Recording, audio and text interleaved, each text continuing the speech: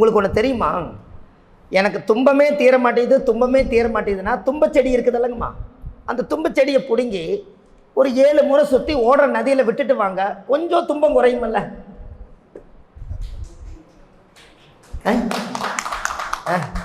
கொஞ்சம் குறைச்சிக்கலாம் இல்லைங்க? வரும்போதும் கூட ஒத்த தலைவலிக்கு வைத்தியம் கேட்டாங்க. நான் வைத்தியர் கிடையாது. நான் சொன்னேன், தைல மரத்துக்கு போய் பொங்கல் வச்சு 3 முறை சுற்றி வந்து விளக்கு ஒரு 10 விளக்கு ஏற்றுங்க, சூரியன்தான். அதனால் சுற்றி வந்தீங்கன்னா அன்னையோட உங்களுக்கு ஒத்த தலைவலிக்கு வைத்தியம் கிடச்சிரும், தலைவலி நின்று போயிருன்னு. தைல மரம் சுற்றி வந்தீங்கன்னா போதும். தலைவலி வந்தால் நீங்கள் என்னமா பண்ணுறீங்க?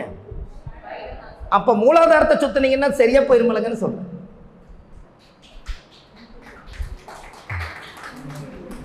அப்போ தும்பச்செடிக்கு தும்ப பரிகாரம் இருக்குதுங்களா? துன்பம் தீக்குதுங்களா? அம்மா, நம்ம காலிலேயே மிதிச்சுட்டு போகிற துன்பத்தை என்னைக்காவது ஒரு நாள், நன்றிங்க ஐயா, என்னைக்காவது ஒரு நாள் நாம் துன்பம் துன்பம்னு சொல்கிறோமே, அப்போ அந்த தும்பச்செடி அந்த இத்தினூண்டு பூ பூத்திருக்கும். கரெக்டுங்களா ஐயா? நான் ஏற்கனவே கணவன் மனைவி 2 பேரும் ஒன்றா சேர்ந்து சந்தோஷமாக பிரிஞ்சவங்க சேரணும்னா கருந்துளசியும் தொட்டாச்சினிங்கியும் ஒரே தொட்டியில் வச்சு விளக்கேற்றுங்க, நிறையா கணவன் மனைவி சேர்ந்துருவாங்கண்ணா. கிட்டத்தட்ட 500 பேர் எனக்கு ஃபோன் பண்ணி சொன்னாங்க. என்னங்கம்மா சொல்லுங்கள், என்ன வச்சுருக்கீங்க அங்கே பாருங்கள். ஏன் நிறைய பேர் எனக்கு ஃபோன் பண்ணி சொல்லுவாங்க, எப்படிங்க ஐயா இந்த பரிகாரத்தை எடுத்தீங்கன்னு.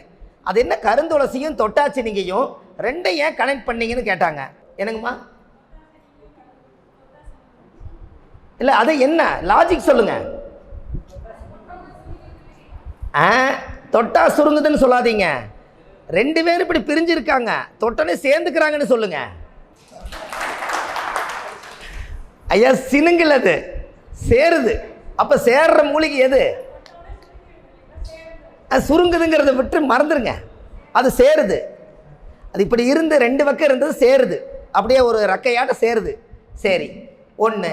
அடுத்தது, அந்த துளசியை நம்ம கனெக்ட் பண்ணோம். துளசியை கனெக்ட் பண்ணீங்க. துளசி யாருது? பெருமாள். பெருமாள் தான் துளசி. பெருமாளோட பாதத்தில் யார் உட்கார்ந்துருக்கா? மகாலட்சுமி. அவங்க 2 பேரும் பிரியாமல் உட்கார்ந்துருக்காங்க. அதனால துளசி இதில் சேர்த்திடுறீங்க. அது 2க்கு தண்ணி ஊற்றும் போது உயிர் வாழுதா? அதுதான் விஷயம். நீங்கள் ஒரு பரிகாரத்தை சொல்லும்போது அது எப்படி வந்ததுன்னு கேட்குறீங்க பாருங்க. அவங்க தான் பரிகாரத்தை சொல்ல முடியும். இன்னொரு இடத்துல போய் கேட்டுட்டு மட்டும் போனீங்கன்னா உங்களை கேட்பாங்களே, நீங்கள் எப்படி சொல்லுவீங்க? இப்போ நீங்கள் அந்த தொட்டாச்சிரிங்கிலேயே இப்படி விரிஞ்சிருக்குது, அது தொட்டோடனே சேருதுன்னு சொல்கிறத வச்சு தான் அது இயற்கை சீற்றமே அப்படி சேருது. அப்படி தானுங்க, இயற்கை சீற்றமே அப்படி சேருது. நம்மளுக்கு யாராவது எதிரி இருப்பாங்கல்லங்க, அடிக்கடி தொந்தரவு கொடுத்துட்டு இருப்பாங்கல்ல, அவங்க உண்மையாலுமே நம்ம வாழ்க்கையில் நம்ம பாதையில் வரக்கூடாதுன்னா, பனையோலை இருக்குது பார்த்தீங்களா? பனையோலை அந்த 2 ஓலை இருக்கு மத்தியில் விரிச்சிங்கன்னா, ஈக்கியோட 2 ஓலை இருக்குது. அதில் ஒரு ஓலையில் எனக்கு இந்த எதிரிகள் தொல்லைகள் என்னைக்கு எப்போது வரக்கூடாதுன்னு ஒரு பேரை எழுதி, எனக்கும் அவருக்கு எப்போதுமே கடைசி காலத்து வரைக்கும் நான் மனசார முடிவு பண்ணித்தான் செய்கிறேன். எனக்கு இவங்க டார்ச்சர்னால என்னால் அடிக்கடி தொந்தரவாக இருக்குது அப்படின்னா, எனக்கு இவங்க வாழ்க்கையில் எப்போதும் வேண்டாம், இவங்கனால பல குடும்பத்தை நாசம் பண்ணிட்டாங்க, அதனால் இவர் எனக்கு எப்போதும் வேண்டான்னா அவங்க பேரை ஒரு ஓலையில் எழுதி இவங்க பேரை கீழே எழுதி ஒரு 3 நாள் அப்படியே விட்டுருங்க. 3 நாள் கிளம்பிச்சு அந்த ஓலையை கட் பண்ணி எடுத்து 2ஆக கிழிச்சு ஒரு நதியில் கொண்டு போய் ஒன்றை போட்டுருங்க, இன்னொரு நதி வேறு நதியில் கொண்டு போய் போட்டுருங்க. இது எப்பவும் சேராதல்ல, அது 3 நாள் பவர் ஆகணுமல்ல. அதுக்கப்புறம் அதை கட் பண்ணி 2ஆக கிழிச்சு, அந்த காலத்தில் ஓலைச்சுவடி எல்லாம் மிதங்குச்சுன்னு சொன்னாங்கல்லங்க, ஓலைச்சுவடி மிதங்குச்சு, ஓலைச்சுவடி கொண்டு போய் ஆற்றுல விட்டாங்க சொன்னீங்கல்ல, அப்போ அவரோட சாம்ராஜ்யமே அழிஞ்சு போச்சா? அப்போ உங்களுக்குன்னு ஒரு எதிரி இருப்பாங்க, அவங்கள போய் நம்ம அடிக்க முடியுமா? திட்ட முடியுமா? இன்றைக்கி எது பேசினாலும் பிரச்சனை. அப்போ பனையோலைங்கிறது என்னங்க? பனையோலை அனுச நட்சத்திரம் அல்ல, அது ஏதோ போன ஜென்மத்துடைய கர்மா தான் நம்மளை தொடருது. அந்த கர்மா நம்மளுக்கு வேண்டாம்னா எழுதி அது கருப்பு மயிலை எழுதுங்க. கருப்பு மயிலை எழுதி விட்டுட்டு 3 நாள் கிளம்பிச்சு அதை கட் பண்ணி 2 நதியிலையும் கொண்டு போய், ஒரு நதியில் கொடுமுடியில் ஒன்று போட்டிங்கன்னா கூடுதுறையில் ஒன்று போடணும். இவங்க 2 பேரும் மறுபடியும் சேரக்கூடாது, மறுபடியும் பிரச்சனை தொடரும். புரியுதுங்களா? இப்படி செஞ்சீங்கன்னா நம்மளுக்கு எதிரி தொல்லைகள் வராது. இல்லை எனக்கு நதி இல்லைங்க, என்னால் போட முடியாது, எங்கேயுமே ஆறு இல்லை அப்படின்னு ஒரு சில பேர்த்துக்கு இருக்கும். இதுக்கு ஒரு பரிகாரம் வேணும் இல்லையா? உங்களுடைய எழுதின எழுத்தை நீங்கள் வீட்டுக்கு கொண்டு வந்துடலாம், எப்போ வேணால் கொண்டு வந்துக்கலாம், அது வேண்டியதில்லை. இன்னொன்று கிழிச்சிரிங்கல்ல, அதை ஆற்றுல போடுறதுக்கு பதிலாக அதை சுருட்டி நூல் போட்டு கட்டி வேப்ப மரத்தில் கொண்டு போய் கட்டி விட்டிங்கன்னா அவங்க நம்மளுக்கு கசப்பாயிருவாங்க, அதோட முடிஞ்சிடும்.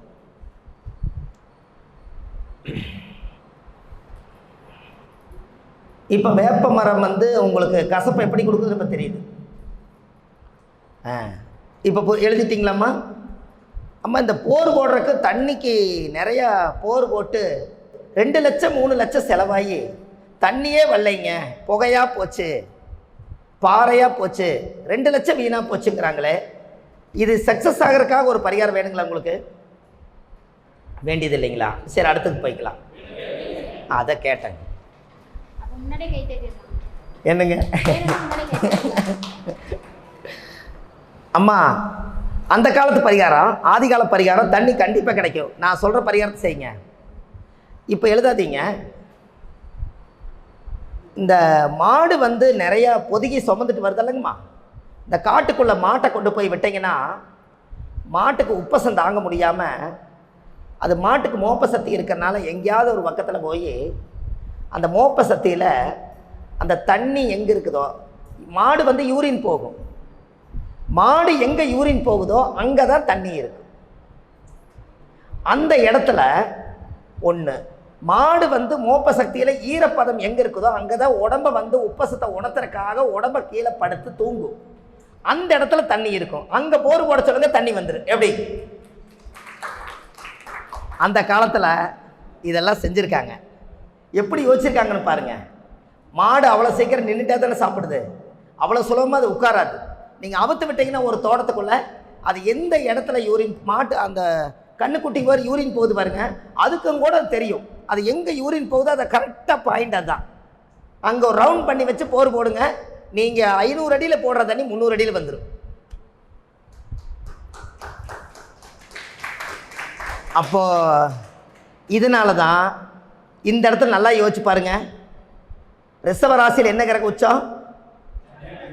என்னங்க? சந்திரன் உச்சம். சந்திரன் என்பது நீர், அது உச்சமாக இருக்குது. அந்த நீர் எங்கே பார்க்குது? விருச்சிகத்தில். அப்போ விருச்சிகம் என்பது யாரோட வீடு? செவ்வாயோட வீடு. செவ்வாய் என்ன? பூமிகாரகன். பூமி, செவ்வாய்ங்கிறது ஆயுதம். கரெக்டாக ட்ரில் மிஷின் இறக்குறீங்க, தண்ணி பீச்சிட்டு மேலே வருது. எப்படி? ஐயா இதெல்லாம் புக்கில் இருக்குதா? ஐயா இது புக்கில் இருக்குதான்னு. அப்போ இதெல்லாம் அந்த காலத்து பரிகாரத்தை எவ்வளவு ரகசியத்தை மறைச்சிட்டாங்க. அப்போ நீங்கள் எல்லாம் தேடுனா நிறைய கிடைக்குமா? ஏதோ நமக்கு தெரிஞ்சது ஏதோ சொல்லி போட்டு போகிறோம், ஆனால் இன்னும் எத்தனையோ விஷயங்கள் இருந்திருக்கும் இல்லைங்களா?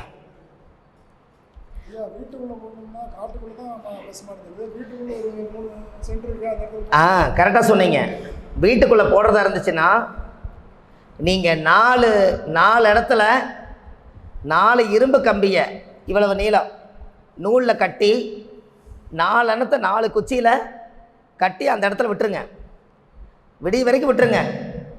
காலையில் ஏதோ ஒன்று தண்ணி இருந்து அதுவாக சுற்றிட்டு இருக்கும், அங்கே தண்ணி போடுங்கன்னு போரு. ஐயா இப்படி பிடிச்சிட்டே போகிறாங்க, சுற்றுதா இல்லையா? அப்போ புவியீர்ப்பு சக்தி இருந்தனால தானே சுற்றுது. அப்போ 4 எண்ணம் கட்டி விட்டிங்கன்னா ஏதோ ஒரு மூலையில் தண்ணி கரெக்டாக அசைகிறத காமிக்குமா, அங்கே போட்டுருங்க. ஐயா அந்த தண்ணியுமே கைராசியாக ஒருத்தரை கொண்டு போய் போடணும். யாரை கொண்டு போய் தண்ணிக்கு போர் போடுறதுக்கு பூஜை போடலாம்? ரைட்டு, யார் சொன்னீங்க? ரிஷபராசி. சூப்பர். ரோகிணி நட்சத்திரத்தில் பிறந்த கிழங்கு கூட்டிகிட்டு போய் இத்தனோடு கடப்பாறை எடுத்து குத்தி விட்டு ட்ரில் போட சொன்னீங்கன்னா நீங்கள் எதிர்பார்க்குற விட செலவும் கம்மி, தண்ணி சீக்கிரம் வந்துடும். ஏன்னா ரோகிணி நட்சத்திரத்துக்கு அதிபதி யாருங்க?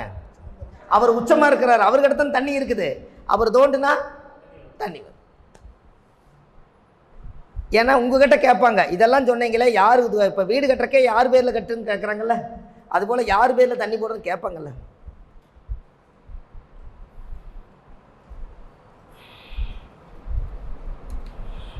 ஐயா உத்தர நட்சத்திரத்தில் பிறந்த தாய் தந்தை பிரிஞ்சு வாழ்கிறாங்களா? ஐயா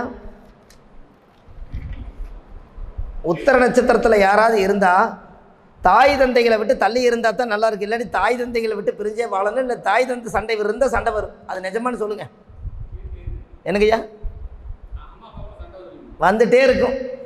என்னங்கய்யா? அவர் வயசுக்கு அவர் சொல்கிறார், உத்திர நட்சத்திரத்தில் ஒருத்தர் வீட்டுக்குள்ளே இருந்தால் அப்பா அம்மா 2 பேரும் சண்டை போட்டே இருப்பாங்க. அவர் வெளியில் வந்துட்டா அப்பா அம்மா ஒற்றுமையாக இருப்பாங்க, உள்ளே போனால் சண்டை வரும். என்னங்க? அது எதனாலங்க ஐயா? அதை நீங்கள் தெரிஞ்சுக்கணும். சொன்னது பாஸ் ஆகிட்டா, லாஜிக் தெரியணுமே. உத்திர நட்சத்திரத்தில் ஒரு வீட்டுக்குள்ளே ஒருத்தர் இருந்தால் அப்பா அம்மா பிரிஞ்சு வாழ்வாங்க, இல்லைன்னா சண்டை போட்டுக்கிட்டே இருப்பாங்க. விதி தலைவிதி தலைவிதின்னு. அதுக்கு என்ன காரணம்னு கேட்டிங்கன்னா, உத்திர நட்சத்திரத்தில் கன்னி ராசியில் பிறந்திருக்காங்க. கரெக்டுங்களா? உத்திரம் வந்து சூரியன், அதுக்கு அடுத்த நட்சத்திரம் என்னங்க ஐயா? அஸ்தம், அது வந்து சந்திரன். அப்பாவும் அம்மாவும் எத்தனாம் பாவத்தில் இருக்குது? 6ஆம் இடம். என்ன பொருள்? சண்டை. அதனால உத்தரம் பிறந்தோடனே தூண்டி விட்டுரு. இதான் லாஜிக்கு.